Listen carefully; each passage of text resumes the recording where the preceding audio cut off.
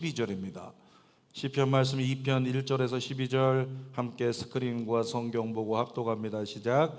어찌하여 이방 나라들이 분노하며 민족들이 헛된 일을 꾸미는가.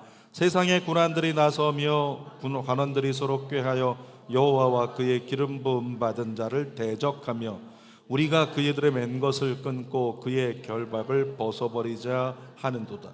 하늘에 계신 이가 웃으시며 주께서 그들을 비웃으시리로다. 그때 분을 바라며 진노하사 그들을 놀라게 하여 이르시기를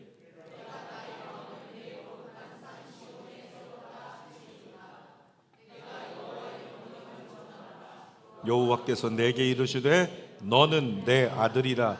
오늘 내가 너를 낳았도다. 내게 구하라. 내가 이방 나라를 내 유업으로 주리니 내 소유가 땅끝까지 이르리로다. 내가 절장으로 그들을 깨뜨리며 질그릇같이 부수리라 하시도다. 그런즉 군왕들아 너희는 지혜를 얻으며 세상의 재판관들아 너희는 교훈을 받을지어다.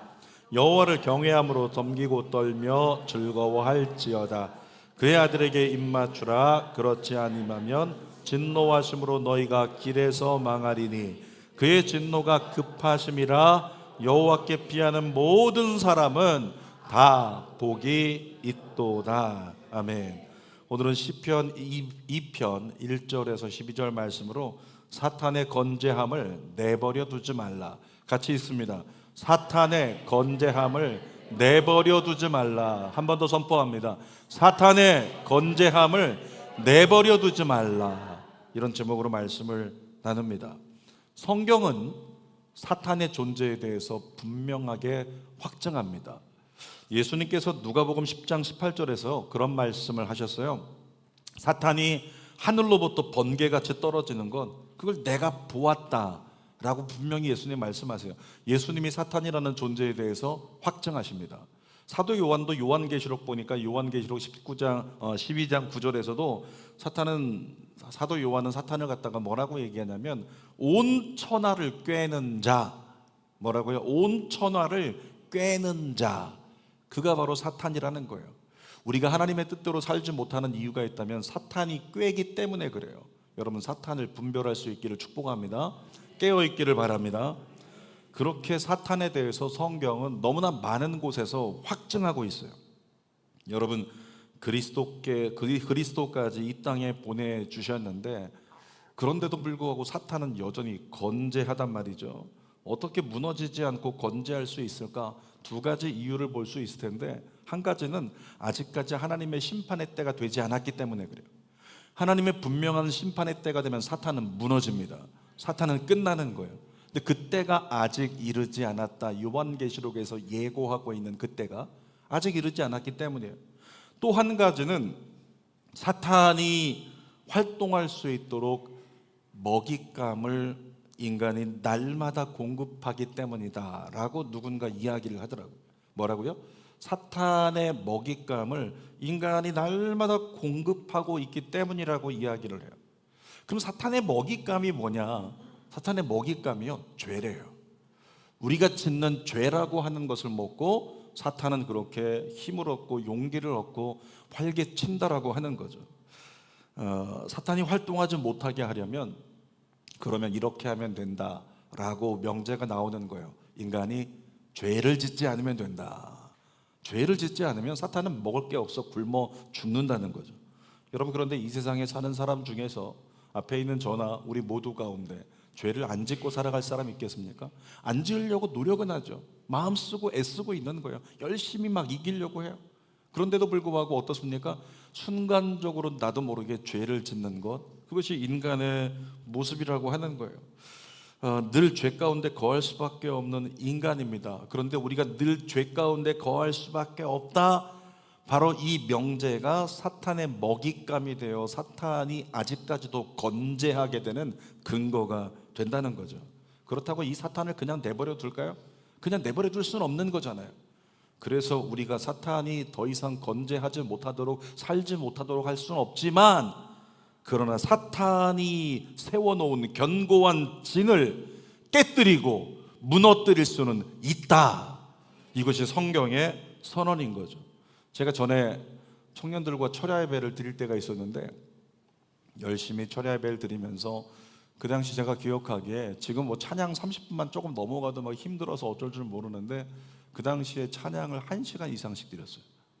근데 찬양하고 기도하면서 하나님을 열심히 예배하고 있는데 중간에 정말 하나님의 은혜 안에서 깊은 임재의 시간이 있었고 그 하나님 앞에 깊은 경배를 드리는 시간이 있었는데 갑자기 뒤에 한 자매가요 소리를 막 지르면서 바닥에 누워버리더니 떼굴떼굴 구르면서 어쩔 줄 몰라 하는 거예요. 청년 중에서 한 형제가 최근에 연애를 시작했는데 예수 안 믿는 자매를 만났거든요. 근데 어렸을 때 교회 다녀봤다는 거예요. 근데 지금은 교회를 다니지 않아요. 그러니까 피어싱도 막 몇 개씩 하고 오고 머리 염색한 그 모습을 봐도 조금 예사롭지 않다, 조금 잘 노시는 자매님이구나 라고 하는 느낌이 들 만한 그런 모습이었다라고 하는 거죠. 그런데 그 자매가 왜 갑자기 남자친구를 따라서 오랜만에 찾아온 교회에서 바닥에 떼굴떼굴 구르면서 소리를 질렀을까요? 예배 가운데 선포되어지는 예수 그리스도의 이름이 오랫동안 이 자매를 묶고 있던 결박을 건드린 거예요. 그 결박에 균열이 생기면서 결박이 깨진 거예요. 그래서 그 자매가 바닥에 떼굴떼굴 구르고 있었지만 그건 그 자매가 구른 게 아니에요. 그 자매를 둘러싸고 있는, 꽉 묶고 있던, 결박하고 있던 악한 영이 깨지면서 악한 영이 소리를 지르는 거였어요. 나 아프다고, 나 건드리지 말고, 나 괴롭히지 말라. 분명히 이 자매가 건강해질 수 있도록 옆에 가서 기도해 주는 건데 사탄은 입을 열어 얘기합니다. 나 건드리지 마, 나 아프게 하지 마. 사랑하는 여러분, 여러분이 예수 그리스도를 선포할 때, 여러분이 예배할 때, 여러분이 주님을 경배할 때 사탄은 고통스러워 깨지게 될 줄 믿습니다. 그래서 우리는 더 예배해야 되는 거죠. 우리 주는교회 예배 가운데 날마다 동일한 역사가 일어나기를 축복합니다.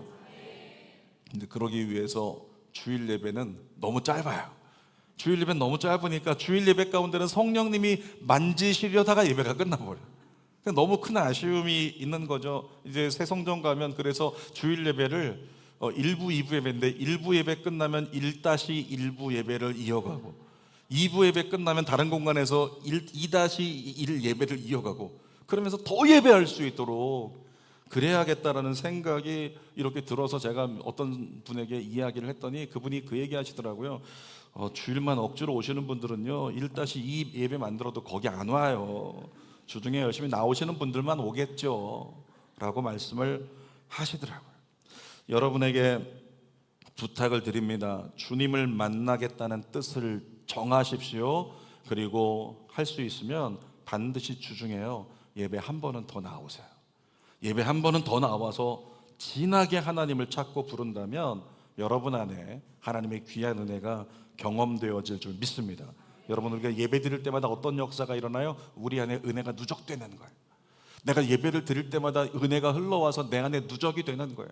이 누적된 것이 쌓이고 쌓이고 쌓이다가 보면 어떻게 돼요? 이 쌓이던 것이 나를 둘러싼 견고한 진이 그냥 견고해 보여도 내 안에 계속 하나님의 은혜가 채워지고 채워지고 채워지다 보면 이 은혜는 뜨겁잖아요. 은혜가 팽창돼요. 그래서 견고한 진이 깨진다고. 근데 우리가 주일날 예배 한 번 드리는 것으로 채워지는 그 은혜는 그 누적됨이 너무나 미비하다는 거예요.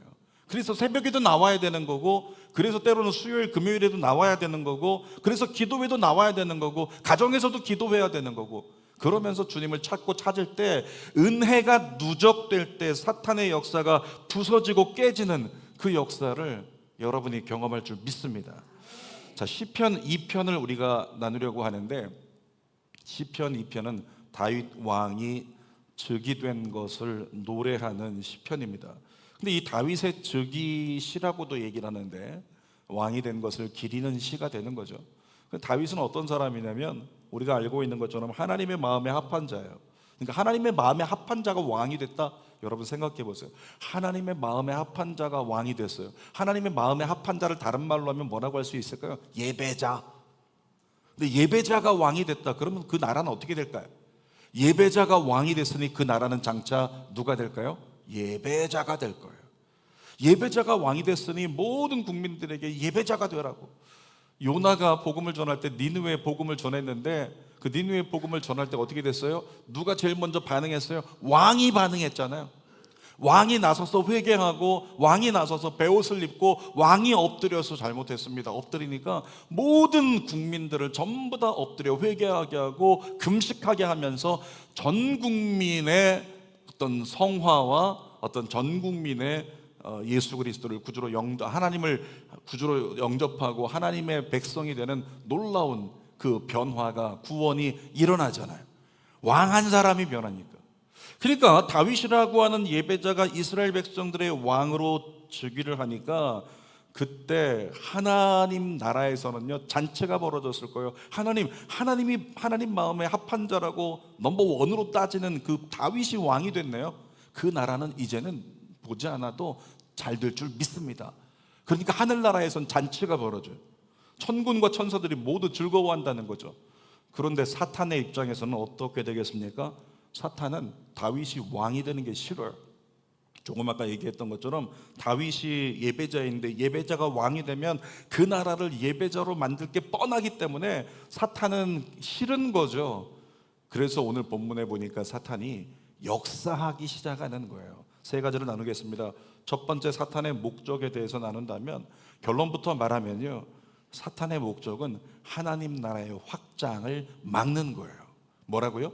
하나님 나라의 확장을 막는 거. 이것이 사탄의 목적이라고요. 1절 말씀 읽어보겠습니다. 시작. 어찌하여 이방 나라들이 자, 이방 나라들이 분노했다고 했습니다. 이방 나라들, 다윗이 왕이 되는데 하나님을 섬기지 않는 우상을 섬기는 이방 나라들이 막 분노했대요. 누구 때문에? 다윗 때문에 분노했다는 거예요. 그리고 나서 민족들이 헛된 일을 꾸미는가 이렇게 기록하고 있는데 이 민족들은 이방 족속들을 얘기하고 있는 거죠. 헛된 일이라고 성경에 써 있어요. 이들이 무엇을 하려고 했을까요? 다윗을 죽이려고 했어요. 다윗을 대적했단 말이죠. 그런데 성경은 정확히 써놨습니다. 그거 헛된 일. 하나님께서 다윗을 세우겠다고 하는데 인간이 아무리 큰 능력과 권세가 있어도 하나님이 세우신 것을 무너뜨리겠다고, 그건 어떤 일이라고요? 헛된 일이라고 하는 거죠. 여러분이 성경에 언더라인 할 수 있다면 그 헛된 일에다가 언더라인을 해야 되는 거예요. 내가 하나님의 사람인데, 내가 하나님께 충성하고 싶고 주님을 위해 살고 싶은데 내 삶을 건드려는 사단의 시도가 있다. 그 시도는 어떤 일이라고요? 헛된 일이라고요. 구원받은 우리의 구원을 빼앗으려고 하는 사탄의 시도, 그건 어떤 시도라고요? 헛된 일이라고 하는 거예요. 하나님이 세우신 다윗을 죽이려는 건 헛된 일입니다. 다윗은 절대로 죽지 않아요. 사탄은 어떻게 하든지 사탄은 태초부터 지금까지 교회를 무너뜨리려고 합니다. 중국에서 교회 말살 정책을 시진핑이 펼치면서요, 많은 선교사들 다 추방됐어요. 제가 알고 있던 선교사님들 다 추방됐어요. 그러니까 선교사들 추방하고 더 이상 복음이 전해질 수 있는 길들을 막으려고 했고 교회들의 문을 다 닫게 만들었지만은 그것 때문에 중국 교회는 핍박받고 굉장히 힘들었단 말이죠. 중국 교회가 핍박받고 힘들어하는 그 모습을 볼 때 시진핑과 그 중국 정부는, 공산당 정부는 생각했을 거예요. 우리의 결정이 먹혔다, 우리가 이겼다 라고 그렇게 좋아했을지 몰라요. 그런데 오늘 본문에 밑을 추라고 했던 세 글자가 뭐라고요? 그것은 어떤 일이라고요? 헛된 일. 교회를 무너뜨리려고 하는 것은 헛된 일이라고. 하나님 편에서 볼 때는 중국의 모든 정책으로 교회를 완전히 밟아버려서 중국 땅에서 완전히 없애버리리라. 그건 어떤 일이라고요? 헛된 일이라고요. 여러분, 하나님이 세우신 교회는 절대로 무너지지 않습니다.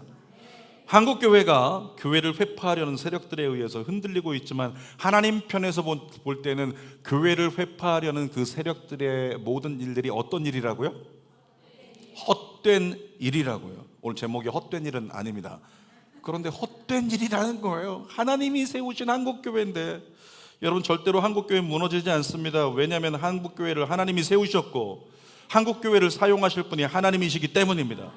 그리고 무엇보다도 저와 여러분이 한국교회를 위해서 기도하고 있기 때문입니다. 우리가 기도하고 있을 때 우리의 기도는 권세 있는 기도예요. 그 기도는 땅에 떨어지지 않습니다. 선포합시다. 사탄아, 물러가라. 내가 기도한다. 내가 기도한다. 악한 권세는 물러갈지어다. 아멘. 여러분들이 그렇게 기도하고 그렇게 선포하고 있으면 이 땅 가운데 사탄은 활개칠 수 없다라고 하는 거죠. 12절 말씀 하반절 성경 읽어보겠습니다. 여호와께 피하는 모든 사람은 복이 있도다. 다 복이 있도다. 여호와께 피한다라고 하는 것. 그럼 여호와께서 이쪽에 계시니까 그쪽으로 들어가서 이렇게 내가 그쪽 안에 있을까? 다른 번역 성경을 보니까요, 우리말 성경엔 뭐라고 써 있냐면 여호와를 의지하는 사람은, 여호와를 의지하는 사람은, 그 사람은 어떻게 된다고요? 다 복이 있다, 그렇게 말씀하고 있어요. 여러분, 하나님을 의지하는 것이 세상에서 가장 헛되지 않은 일입니다. 하나님을 의지하는 것이 세상에서 가장 헛되지 않은 일이라는 거예요. 거꾸로 볼게요. 세상에서 가장 헛된 일이 뭘까요? 하나님을 의지하지 않는 것, 그것은 가장 헛된 일이라는 거예요. 하나님을 의지하지 않는 것. 근데 여러분, 하나님을 의지한다는 게 우리에게서 무엇으로 신앙적 행위로 표현됩니까? 기도잖아요. 그러니까 우리가 하나님을 의지한다면 기도하는 것이거든요. 근데 우리가 기도한다면 세상에서 가장 헛되지 않은 일을 하는 것인데, 우리가 기도하지 않는다는 건 뭐예요? 기도하지 않는다는 건 하나님을 의지하지 않는다는 거예요. 그러면 하나님을 의지하지 않는 그 삶은 가장 헛된 일의 삶을 오늘 살아간다라고 하는 거예요. 뿐만 아니라 내가 하나님을 의지하지 않고 기도하지 않아서 사탄을 내버려 둔다면, 그것은 곧 역으로 얘기한다면 하나님을 대적하는 것과 똑같다라고 하는 거죠. 그러므로 앞으로도 더욱 깨어서 기도하며 우리 하나님을 의지할 수 있기를 축복합니다. 옆에 분에게 선포합니다. 제발 기도하세요. 제발 기도하세요. 2절 말씀 읽어보겠습니다. 2절, 세상에 근왕들이 나서며 관원들이 서로 꾀하여 여호와와 그의 기름 부음 받은 자를 대적하며. 여러분, 사탄의 사주를 받은 세상의 통치자들, 세상의 이방 왕들은요, 이렇게 나서가지고 서로 꾀하여, 그 꾀의 근본이 아까 누구라고 했어요? 사탄. 이 사탄이 꾀를 내가지고 열방을 미혹한다고 했는데, 이 세상의 왕들, 사탄의 사주를 받은 세상 통치자들이 서로 꾀해가지고 여호와의 기름 부음 받은 자, 누굽니까? 본문에서 다윗이잖아요. 여호와의 기름 부음 받은 자 다윗을 대적하고 있는 장면을 이야기하고 있는 거죠. 여러분, 여기서는 다윗을 얘기하지만 이 다윗은 장차 오실 그리스도를 예표하는 인물이에요. 그리스도 역시 기름 부음 받은 자라고 하는 거죠. 그런데 이 시대 가운데 예수 그리스도로 말미암아 구원의 문이 열린 시대 가운데 그 기름 부음이 누구에게 임했어요? 그 다음에 어떤 공동체에게 임했습니까? 교회에게 기름 부음이 임한 거예요. 그리스도인 된 여러분들에게 기름 부음이 임한 겁니다.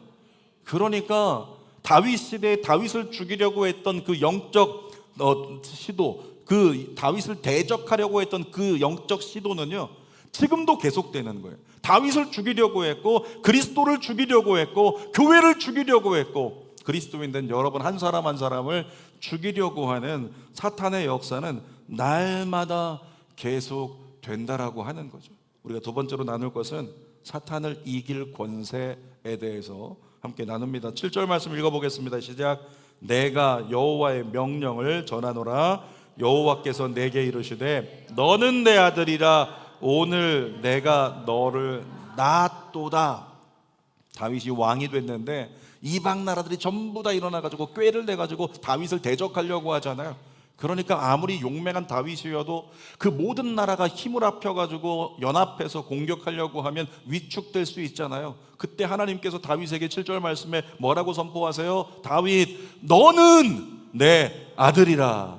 오늘 내가 너를 낳았도다. 여러분, 하나님의 위대한 선언이에요. 이 하나님의 위대한 선언이 다윗으로부터 시작돼서 예수 그리스도께서 세례를 받는 그 자리에서도 하늘문이 열며 내 아들이라. 또 초대교회가 세워질 때 초대교회를 향해서 하나님은 똑같은 선언을 하신단 말이죠. 사도행전 13장 33절 말씀 읽어보겠습니다. 곧 하나님이 예수를 일으키사 우리 자녀들이 이 약속을 이루게 하셨다 함이라. 시편 둘째 편에 기록된 바와 같이 너는 내 아들이라 오늘 너를 낳았다 하셨고, 오늘 너를 낳았다, 이 말씀이 예수님을 통해서 초대교회를 통해 성취되는 장면을 보여주고 있는 거예요. 여러분, 오늘 하나님께서 이스라엘을 향해, 다윗을 향해, 그리고 저와 여러분들을 향해 오늘 내가 너를 낳았다, 이와 같은 선언에 있는 의미가 뭡니까? 하나님의 자녀가 된 자에게 주어지는 특별한 권리가 있는데, 그것은 아버지의 모든 유산을 상속받을 권리가 있어요. 그러니까 우리는 하나님의 자녀로서 하나님 나라를 상속받을 권리가 우리 안에 있습니다. 뿐만 아니라 아들에게 주어지는 특별한 은혜가 있는데, 그 은혜라고 하는 것은 아버지께 무엇이든지 구할 수 있는 은혜가 우리에게 주어진 거죠.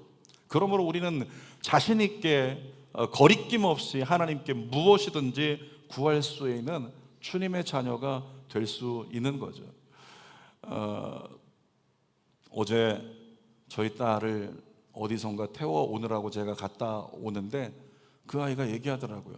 한번 눈치도 보지 않고 한번 고려하지도 않고 바로 얘기합니다. 아빠, 나 오늘 피곤하니까 치킨 먹고 싶어. 치킨 사줘. 치킨 사줘. 아, 그래? 아빠가 치킨 쿠폰 하나 그동안 모아뒀던 거 있어. 이걸로 먹자. 아이가 얘기합니다. 아빠, 내가 한 가지 추가했는데 6,000원 모자라. 아빠가 내줘. 라고 당당하게, 너무나 당당하게. 제가 저도 모르게 얘기했습니다. 너 아빠한테 뭐 맡겨놓은 거 있니? 라고 물어보니까 아이의 얘기에 우리가 영적으로 마치 망치에 맞은 것처럼 다시 한 번 더 깨어나게 되는 거죠. 그 아이가 얘기하더라고요. 아빠잖아. 내 아빠잖아. 내가 아빠한테 달라는 거 당연한 거 아니야? 그런데 오늘 말씀이 생각이 나는 거예요. 주님이 뭐라고요? 너는 내 아들이다. 아들의 권리가 뭐라고요? 아들에게 주어져 있는 그 은혜는 아버지께 무엇이든지 구할 자격이 있는 거예요. 그래서 제가 어젯밤에도 잠들기 전에 그 아이의 이야기가 생각이 나가지고 어제 이렇게 계단실 나가가지고 저희 계단실에 가면 거기서 성전 부지가 보이거든요. 성전 부지를 향해서 하나님 아시죠? 하나님 아시죠? 한 달 반 있으면 두 번째 대출 돼야 됩니다. 그때도 어려움이 있을지도 몰라요. 여러 가지 앞으로 이 모든 과정이 진행되면 어려울 수도 있어요. 하나님 아시죠? 필요한 거 다 주세요. 어제는 좀 건방지게 저희 딸에게 배워가지고 그 태도를, 하나님의 자녀, 하나님의 자녀가 구하잖아요. 주님 하십시오. 주님 이루어 주십시오. 그렇게 선포하게 되더라고요. 여러분, 하나님은 다윗에게 그리고 교회인 저와 여러분들에게 그와 같은 권리와 그 은혜를 동일하게 허락해 주셨습니다. 그래서 이렇게 말씀하십니다. 8절 말씀 읽겠습니다. 시작. 내게 구하라. 내가 이방 나라를 내 유업으로 주리니 내 소유가 땅끝까지 이르리로다. 제가 키워드로 읽을 테니까 따라 읽으십시오. 구하라. 주리니 이르리로다. 다시 한번 구하라. 주리니 이르리로다. 아멘. 하나님이 우리를 자녀 삼으셨기 때문에 우리에게 그와 같은 권리와 그 은혜가 주어졌다라고 하는 거죠. 9절 말씀도 읽어보겠습니다. 내가 철창으로 그들을 깨뜨리며 질그릇같이 부수리라 하시도다. 하나님께서 예언하시는 거예요. 다윗이 모든 대적들을 다 무너뜨리고 다윗이 완전한 승리를 이룰 거라고 하나님께서 예언하고 계신 겁니다. 이렇게 말씀하신 겁니다. 또 따라합니다. 내가 그들을, 밑에 줄에 뭐라고 써 있어요? 부수리라. 다시 한번, 내가 그들을 부수리라. 주님의 의지가 느껴지세요? 앞절에서는 아까 뭐라고 했다고요? 다시 따라합니다. 구하라. 주리니 이르리로다. 그 다음 9절에서 뭐라고요? 내가 그들을 부수리라. 여러분, 이 말씀 속에 들어있는 하나님의 의지는 하나님의 뜻이에요. 하나님의 뜻은 이루어집니다. 하나님의 뜻은 이루어집니다.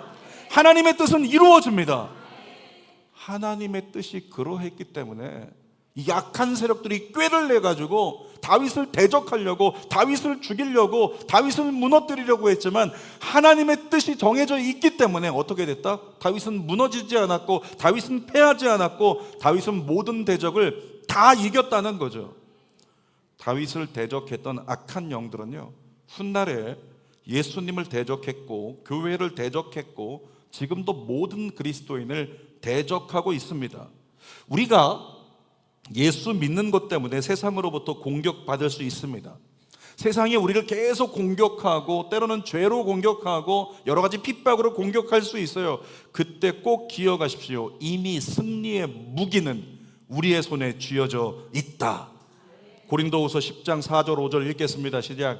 우리의 싸우는 무기는 육신에 속한 것이 아니요 오직 어떠한 견고한 진도 무너뜨리는 하나님의 능력이라. 모든 이론을 무너뜨리며 뭐라고요? 우리에게 싸우는 무기가 있대요.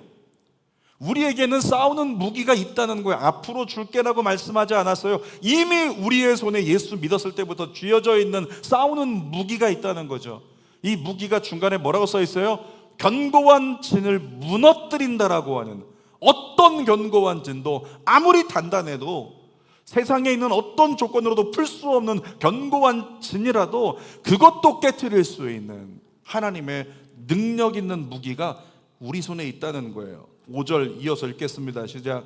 하나님 아는 것을 대적하여 높아진 것을 다 무너뜨리고 모든 생각을 사로잡아 그리스도에게 복종하게 하니. 여러분, 하나님 아는 것을 대적하는 게 뭐예요? 그 악한 영들의 세력이잖아요. 악한 영들의 괴계라고요. 사탄의 꾀라는 거예요. 하나님을 대적하는 거.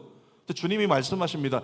그걸 깨뜨려 버릴 수 있는, 그것을 무너뜨릴 수 있는 그 강력한 무기가 이미 너의 손에 쥐어졌다.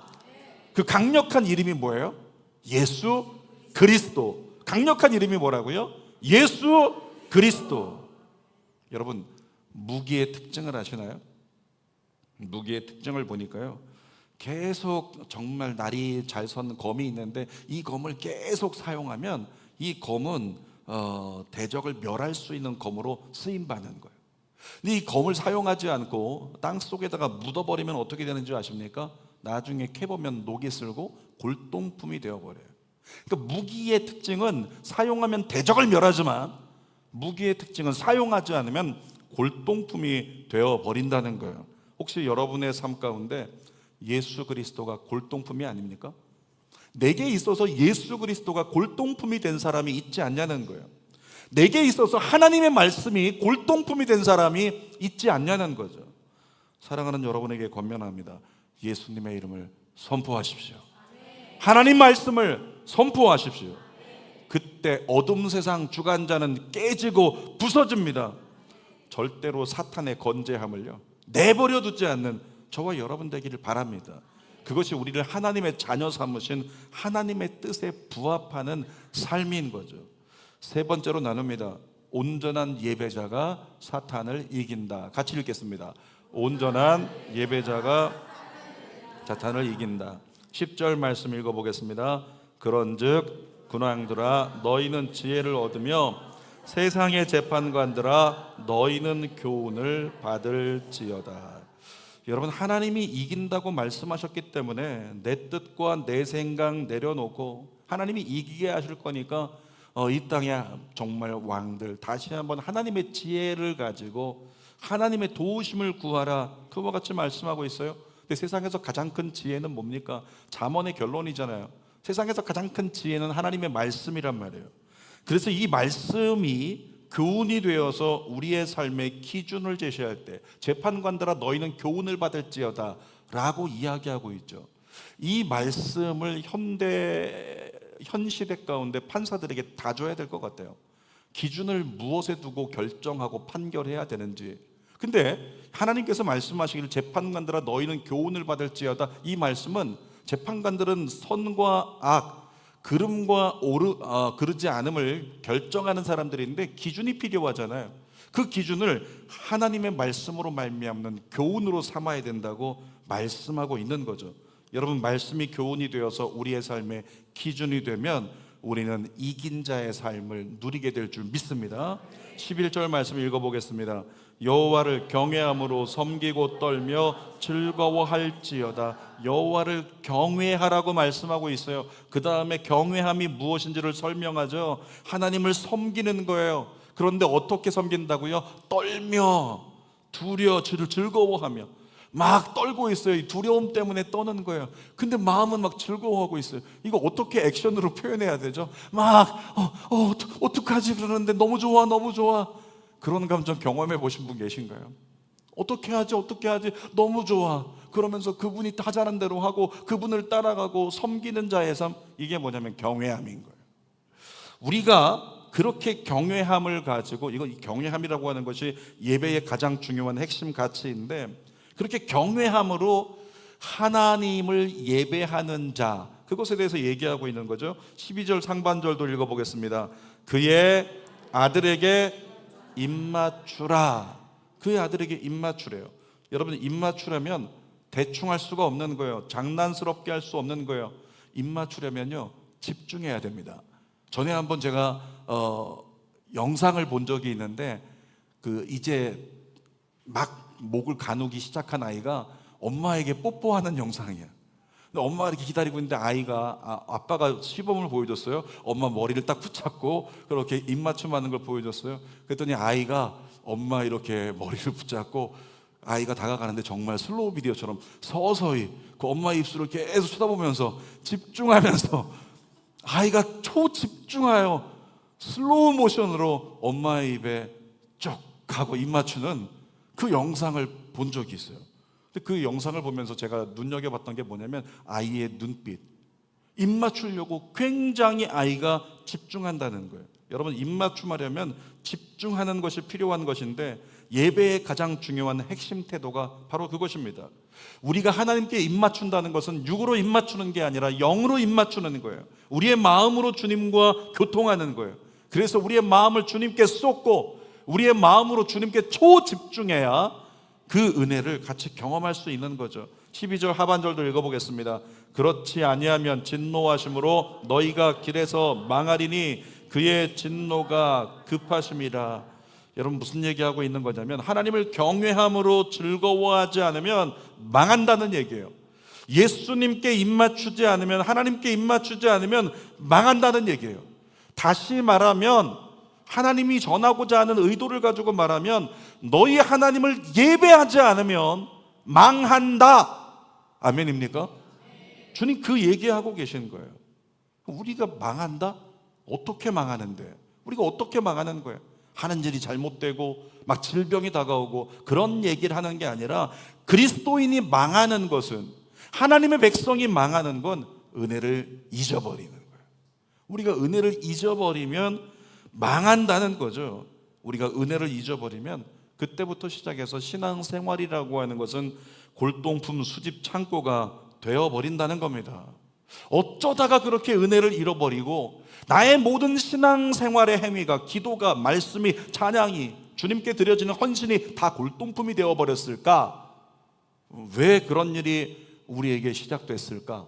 이유는 한 가지라고 얘기하고 있는 겁니다. 예배가 무너졌기 때문이라고요. 예배가 무너졌기 때문이래요. 다시 말하면 예배가 무너졌기 때문에 나를 공격하려는 사탄의 건재함을 제어하지 못하고 깨뜨리지 못하고 사탄의 건재함을 내버려 두었기 때문이라는 거죠. 예배를 인도하면서요, 가장 큰 안타까움이 있습니다. 예배를 인도하다 보면은 그냥 우리 성도들이 전부 다 은혜 가운데 주님을 찾고 주님을 만나기 위해 애쓰는 분들이 계시지만, 죄송한 마음이지만 때로는요, 일부는 좀 이부보다 덜하지만 그런데도 불구하고 저분 지금 예배 드리는 거 맞나? 저분 지금 예배 드리는 거 맞나? 라고 하는 의구심이 생길 때가 있어요. 예배 가운데 주일 예배를 보면 2부 예배를 기준 삼는다면, 이래야 여러분들이 시험에 안 들겠죠? 2부 예배를 기준 삼는다면 절반의 성도들이 얼굴에서 은혜와 상반되는 향기가 풍겨나요. 우리의 얼굴에서 은혜와 상반되는 향기가 풍겨난다는 거예요. 여러분, 예배가 나와 맞지 않아서 그런 게 아니에요. 말씀이 나와 상관없어서 그런 게 아닙니다. 나를 공격하는 사탄의 건재함을 내버려 두었기 때문에 영적으로 내가 묶이고 눌려버렸기 때문에 그렇게 되었다는 거죠. 그래서 마지막 절에 주님은 그와 같은 자들에게 도전하십니다. 12절 하반절 말씀 읽어보겠습니다. 여호와께 피하는 모든 사람은 다 복이 있도다. 여러분, 하나님이 주시는 복은 한마디로 이렇게 얘기할 수 있습니다. 그것은 부흥이라고, 리바이벌이라고. 하나님이 주시는 복은 부흥입니다. 리바이벌입니다. 다시 살아나는 겁니다. 다시 소생하는 겁니다. 그 복이 하나님의 은혜로 우리에게 임할지어다. 어떻게 하면 그 복을 주신다고요? 여호와께 피하면 복을 주신대요. 아까 말씀드렸어요. 우리말 성경에 뭐라고 번역되어 있다고요? 여호와를 의지하는 자, 하나님 앞에 엎드려서 주님을 구하는 자, 주님께 매달리는 자, 주님께 부흥을 찾는 자, 하나님께서 주님을 온전히 기도로 의지하는 그 사람에게 부흥의 복을, 회복의 복을 허락해 주신다는 거죠. 설교 결론입니다. 제목이 뭐였어요? 사탄의 건재함을 내버려 두지 말라. 방법은 우리가 예배자가 되는 겁니다. 우리가 온전히 예배자가 되는 것이고 기도의 사람이 되면 사탄의 건재함을 내버려 두지 않는 역사가 이루어진다는 것입니다. 그러려면 은혜 잊어버리지 말아야 됩니다. 은혜를 다시 회복해야 됩니다. 제가 목회 25년 하면서요, 그동안 성도들에게 은혜가 가장 많이 회복되는 때를 봤는데, 통계입니다. 통계로 보니까 우리 성도들이 피드백하기를 제자 훈련할 때가 은혜가 가장 나에게 많았습니다 라고 피드백을 하더라고요. 이유가 뭘까요? 억지로 숙제하기 위해서라도 성경을 봐야 했고, 억지로 숙제 때문에 주중 예배에 나와야 됐고, 억지로 그 모든 과정 가운데 함께 해야 되니까 모이기에 힘썼단 말이에요. 그래야 제자 훈련을 받는 거니까. 그렇게 힘쓰다 보니까 자기도 모르게 예수 그리스도의 이름을 더 찾게 되고 더 선포하게 되고 더 부르게 되는 가운데 사탄의 건재함을 내버려 두지 않고 나도 모르게 사탄을 깨뜨려 버리고 나도 모르게 사탄을 부숴버리는 그 역사 가운데 내 영이 사는 것을 경험했더라는 거죠. 동일한 경험과 역사가 여러분에게 계속 함께 누려지게 되기를 주님의 이름으로 축원합니다. 다시 제목 선포합시다. 시작. 사탄의 건재함을 내버려 두지 말라. 기도하겠습니다. 살아계신 아버지 하나님, 은혜 잊어버리지 말아야 합니다. 은혜를 다시 회복해야 합니다. 그러기 위해서는 주님 앞에 달려나가야 됩니다. 모이기에 힘써야 합니다. 우리 하나님의 이름을 불러야 합니다. 예수 이름을 선포해야 합니다. 하나님, 나에게 다시 한번 은혜가 회복되어 하나님이 주신 그 놀라운 권세와 권리와 은혜가 무엇인지를 깨닫고 나를 자녀 삼아 하나님 나라 상속하게 하시고 예수 이름을 마음껏 부를 수 있도록 하나님께 무엇이든지 구할 수 있는 은혜를 주신 하나님을 우리의 삶으로 다시 누려 부흥을 경험하는 우리 모두가 될 수 있도록 인도하여 주시옵소서. 예수님의 이름으로 기도드립니다. 아멘. 손 가슴에 대고 찬양하고 기도합니다. 나를 부르신 이가 하나님, 나를 부르신 이가 하나님, 나를 보내신 이도 하나님, 나의 나 된 것은 다 하나님 은혜라. 나의 달려갈 길 다가도록 나의 마지막 호흡 다하도록 나로 그 십자가 품게 하시니 나의 나 된 것은 다 하나님 은혜라. 하나님 다시 잡아주셔야 됩니다. 한량없는 은혜, 갚을 길 없는 은혜, 내 삶을 애워싸는 하나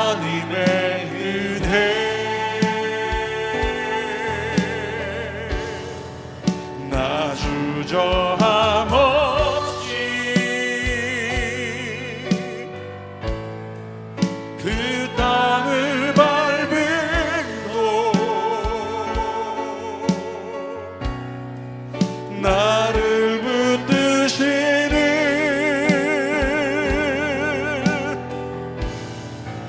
하나님의 은혜, 한량없는 하나님의 은혜, 한량없는 은혜, 갚을 길 없는 은혜, 내 삶을 애워싸는 하나님의 은혜,